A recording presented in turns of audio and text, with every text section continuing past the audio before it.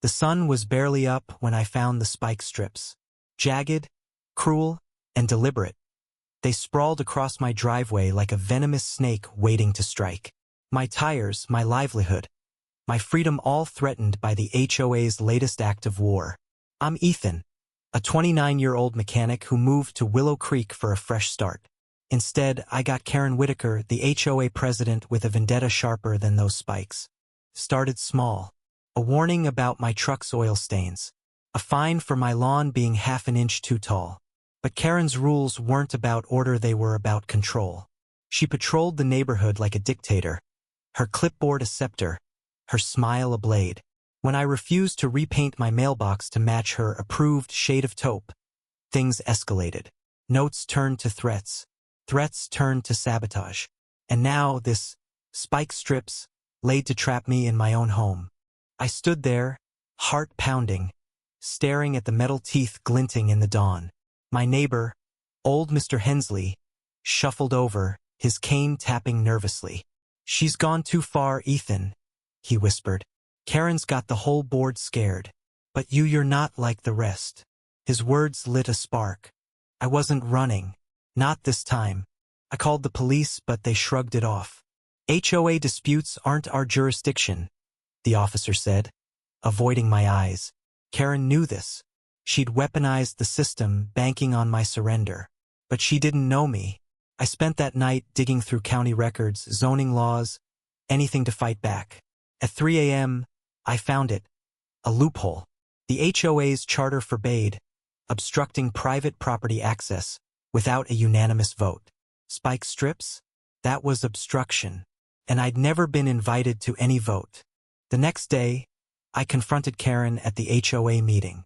The room was packed, neighbors shifting uncomfortably as her voice boomed about community standards. I stepped forward, holding the charter printout like a grenade. "You laid spike strips on my driveway," I said, my voice steady despite the rage. "That's illegal, and I'm suing." Her face froze, then twisted into a snarl. "You're a troublemaker, Ethan. You don't belong here." But the room wasn't hers anymore. Whispers rippled. Eyes darted. Then, a voice cut through Mrs. Delgado, the quiet widow who'd never spoken at a meeting. "I saw Karen put those strips down herself," she said, trembling but firm. "She bragged about it." The crowd gasped. Karen's mask cracked, her authority crumbling like dry clay. Mrs. Delgado's confession was the twist I hadn't seen coming. She'd been Karen's silent ally, nodding along for years to avoid trouble. But that night, something broke in her. Maybe it was guilt. Maybe it was courage. Her words turned the tide, and the board voted to remove Karen that week.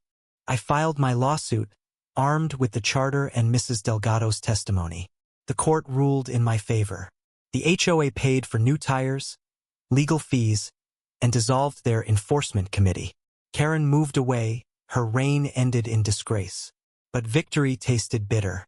My neighbors, once complicit, now acted like nothing happened. Mr. Hensley stopped waving. Mrs. Delgado avoided my eyes. The community I'd fought for felt hollow, fractured by years of fear and silence. I fixed my truck, mowed my lawn, and painted my mailbox fire engine red. But every time I pulled into my driveway, I saw those spikes in my mind, a reminder of how far people will go to control others. Karen was gone, but her shadow lingered in the clipped hedges and forced smiles of Willow Creek. I won the battle, but the war? That's harder to define. Justice came at a cost. Trust, community, maybe even hope. I'd outsmarted Karen, but I couldn't outrun the truth sometimes. The real damage isn't the spikes on your driveway. It's the neighbors who watched them being laid. What do you think was justice served? Or did the community's silence make it a hollow victory? Share your thoughts on right, wrong, and the price of standing up.